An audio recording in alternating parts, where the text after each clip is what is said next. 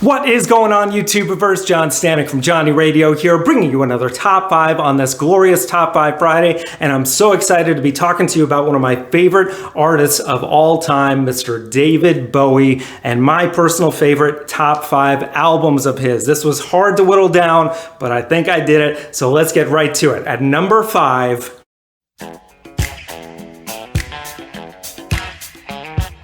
Station to Station from 1976, his Thin White Duke phase, and yet another character that Bowie created for himself that he could just kind of hide behind. And this one, although in real life at the time he was very much addicted to cocaine, and that's why he was so thin, it did produce some amazing music. Just the title track alone, Station to Station, which is like 9+ minutes, an epic song that has so many different changes. I just love the way it starts. It has this slow, cool groove that's just so weird. Like, I don't know, whenever I hear it, I envision like the Muppets from Sesame Street kind of jamming to it. I don't know why, but it's just, I guess because it has that weird sound that the mid-70s had. Like, it was cool yet awkward at the same time. I don't know how to explain it, but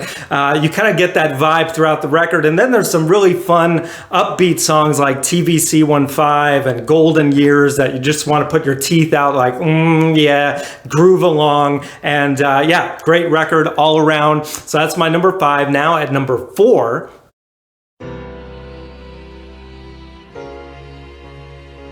Hunky Dory from 1971, such a classic record, another great opening track with changes. My favorite song on the album is Life on Mars. I think it's just one of his greatest ballads and such an epic one at that. Like when he hits those high notes on the chorus, you remember that Bowie really was a great vocalist, and he had his own voice that no one else sounded like him. But man, what another great space song to add to his repertoire, along with Space Oddity, of course. But also you got Queen Bitch at the end of the record.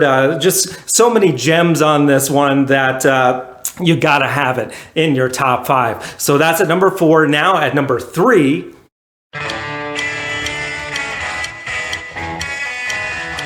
Diamond Dogs from 1974, another just right off the great Ziggy Stardust. This is a concept album loosely based on George Orwell's 1984, and you know, you got some cool tracks like the title track, Diamond Dogs. You got Rebel Rebel on here.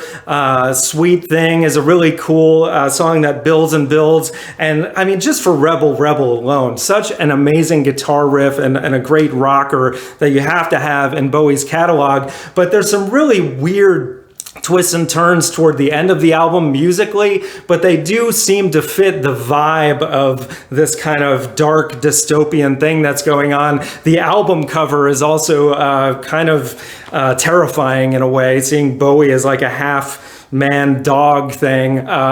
It's weird, but it's great, and it's Bowie. So that's at my number 3. Now at number 2,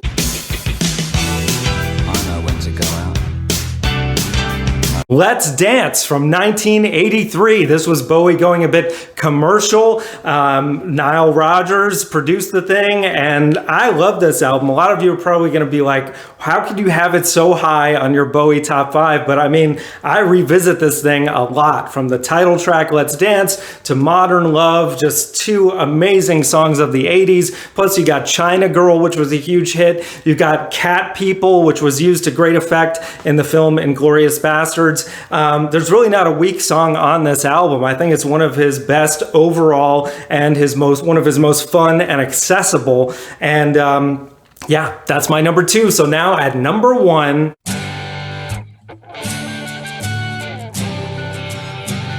The Rise and Fall of Ziggy Stardust and the Spiders from Mars, the full title from 1972. I mean, come on, this is his masterpiece. From Ziggy Stardust to the opening track, 5 Years, which, man, that's just one of my favorite Bowie songs. The way that song just starts with that drum beat, and by the end of it, he's screaming his heart out, 5 years! You gotta love it. And then you've got songs like Starman, which is so cool. I love how the acoustic guitar sounds, especially. The production on this album is unlike any other. And, you know, a lot of people forget that David Bowie was a great producer in his own right. In the mid-70s, he started producing for people like Iggy Pop and Lou Reed. And he just had such an ear for music and in a different way that anyone else did, and this record is a perfect example of that, and I think it's the one that most people go back to the most. I know I do,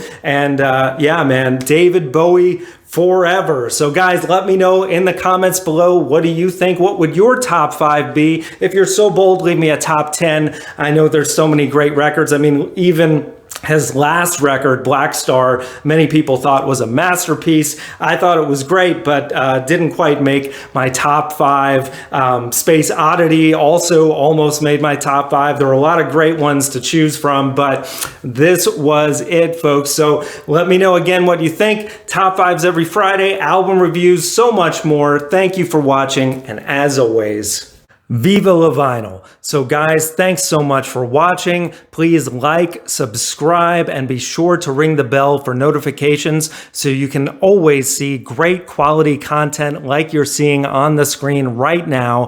Thank you so much for supporting Johnny Radio, and I'll see you soon.